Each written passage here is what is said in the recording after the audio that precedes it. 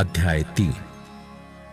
उन दिनों में यूहन्ना बपतिस्मा देने वाला आकर यहूदिया के जंगल में यह प्रचार करने लगा, मन फिराओ, क्योंकि स्वर्ग का राज्य निकट आ गया है। ये वही है जिसकी चर्चा यशायाह भविष्यद्वक्ता के द्वारा की गई। जंगल में एक पुकारने वाले का शब्द हो रहा है कि प्रभु का मार्ग तैयार करो, उसकी सड़कें सीधी करो। ये यूहन्ना ऊंट के रोम का वस्त्र पहने था और अपनी कमर में चमड़े का कटिबंध बांधे हुए था। उसका भोजन टिड्डियां और वन मधु था। तब यरूशलेम और सारे यहूदिया और यरदन के आसपास के सब स्थानों के लोग उसके पास निकल आए। उन्होंने अपने अपने पापों को मानकर यरदन नदी में उससे बपतिस्मा लिया। जब उसने बहुत से फरीसियों और सदूकियों को बपतिस्मा के लिए अपने पास आते देखा तो उनसे कहा, हे सांप के बच्चों, तुम्हें किसने जता दिया कि आने वाले क्रोध से भागो?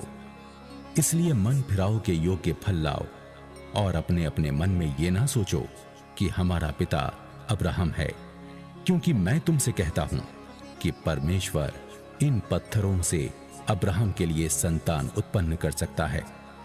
अब कुल्हाड़ा पेड़ों की जड़ पर रखा हुआ है, इसलिए जो जो पेड़ अच्छा फल नहीं लाता वो काटा और आग में झोंका जाता है। मैं तो पानी से तुम्हें मन फिराव का बपतिस्मा देता हूं, परंतु जो मेरे बाद आने वाला है वो मुझसे शक्तिशाली है। मैं उसकी जूती उठाने के योग्य नहीं। वो तुम्हें पवित्र आत्मा और आग से बपतिस्मा देगा। उसका सूप उसके हाथ में है और वो अपना खलिहान अच्छी रीति से साफ करेगा और अपने गेहूं को तो खत्ते में इकट्ठा करेगा, परंतु भूसी को उस आग में जलाएगा जो बुझने की नहीं। उस समय यीशु गलील से यरदन के किनारे यूहन्ना के पास उससे बपतिस्मा लेने आया, परंतु यूहन्ना ये कहकर उसे रोकने लगा, मुझे तो तेरे हाथ से बपतिस्मा लेने की आवश्यकता है और तू मेरे पास आया है। यीशु ने उसको ये उत्तर दिया, अब तो ऐसा ही होने दे, क्योंकि हमें इसी रीति से सब धार्मिकता को पूरा करना उचित है।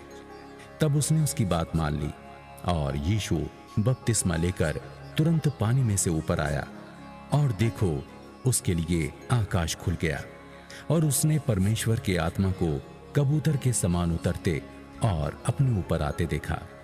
और देखो, ये आकाशवाणी हुई, ये मेरा प्रिय पुत्र है, जिससे मैं अत्यंत प्रसन्न हूं।